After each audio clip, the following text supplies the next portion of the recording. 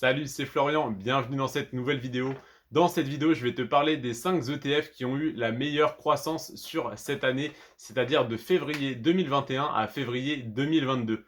L'ETF qui a eu la meilleure croissance sur la dernière année, donc de février 2021 à février 2022, c'est l'ETF Lixor Daily Leverage CAC 40, c'est-à-dire le CAC 40 avec un levier x2. Sur les 10 dernières années, il a eu une croissance de 408%. Sur les 5 dernières années, une croissance de 120%.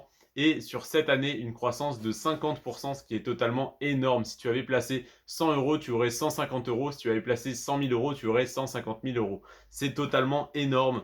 C'est une croissance très inhabituelle, mais dont tu aurais pu profiter si tu avais investi il y a un an sur cet ETF. C'est pas parce qu'il a fait cette performance cette année que l'année prochaine il fera la même. Donc si tu investis 100 euros aujourd'hui, ça ne veut pas dire que tu auras à coup sûr 150 euros dans un an. Mais en tout cas, sur le long terme, cet ETF ne fait que de monter, car sur 10 ans, comme je te l'ai dit, il a fait une performance de 408%. Donc si tu avais mis 100 euros il y a 10 ans, tu aurais 508 euros.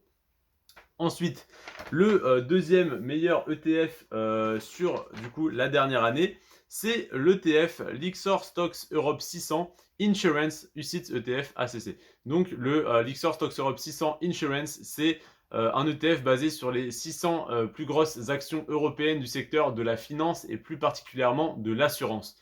Cet ETF a fait plus 227% en 10 ans, ce qui est totalement énorme, plus 51% en 5 ans et plus 23% cette année. C'est pareil, c'est une performance totalement remarquable. Et on va passer donc au troisième. Le troisième, c'est le BNP Paribas Easy S&P 500. Donc le S&P 500 de chez BNP Paribas, qui a fait une performance sur les 10 dernières années de 363%. C'est pareil, c'est hallucinant. C'est pas pour rien que je te le présente. Sur les 5 dernières années de 96% et sur cette année de 22%. 22% en un an, c'est pareil, c'est tout à fait remarquable. Le quatrième ETF que je vais te présenter, c'est un ETF qui est un petit peu moins connu que le CAC 40, pourtant il est extrêmement intéressant. C'est le Amundi ETF MSCI France. MSCI France, on a l'habitude du MSCI World, là on est uniquement sur la France. On est sur, il me semble, ah non je sais plus, je vais te dire des bêtises, en tout cas un grand nombre d'actions françaises, les plus grosses entreprises françaises, je ne sais plus combien d'entre elles. En tout cas, c'est assez diversifié par rapport au CAC 40 qui n'est que sur 40 entreprises, comparé par exemple au S&P 500 qui est sur 500 entreprises. Là, MSCI France, on est déjà bien plus diversifié. Donc c'est évidemment que sur des grandes capitalisations françaises. Sur 10 ans, on a une croissance de 176%. Sur 5 ans, on a une croissance de 60%. Et sur 1 an, on a une croissance de 21%. De février 2021 à février 2022, on a eu une croissance de 21%, ce qui est totalement énorme. Et pour finir eh bien, ce petit top, on a tout simplement l'ETF Lixor UCITS ETF PEA Dow Jones Industrial Average. Donc le Dow Jones, pareil, un indice extrêmement connu, répliqué donc par l'émetteur Lixor, en fait, qui a fait donc un ETF sur le Dow Jones, qui a donc eu une performance sur les 10 dernières années de 183%, donc en moyenne 18,3% par an, c'est déjà énorme. 73% sur les 5 dernières années et 20% sur cette année, donc de février 2021 à février 2022.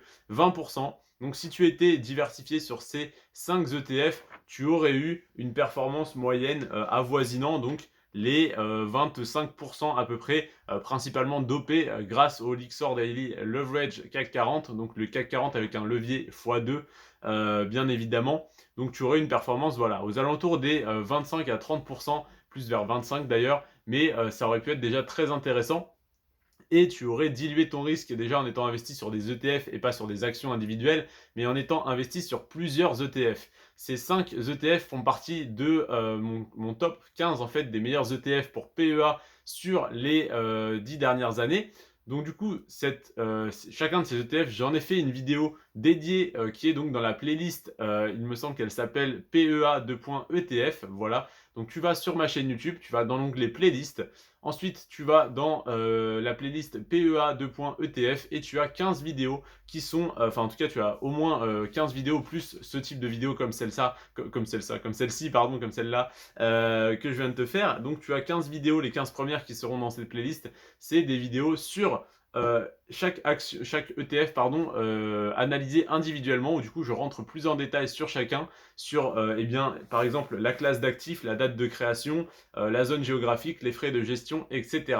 Donc n'hésite pas à aller voir ces vidéos. Je te remercie d'avoir regardé celle-là en entier. Si tu souhaites créer un PEA, n'hésite pas à le faire sur Boursorama, c'est le deuxième lien dans la description. Si tu souhaites avoir accès à toute ma liste d'actions et d'ETF pour PEA et pour compte titre, n'hésite pas à cliquer sur le premier lien dans la description, je te l'offre totalement gratuitement, tu n'as même pas d'email à rentrer ou quoi que ce soit. Je te remercie d'avoir regardé cette vidéo jusqu'à la fin, prends soin de toi et de tes finances, ciao.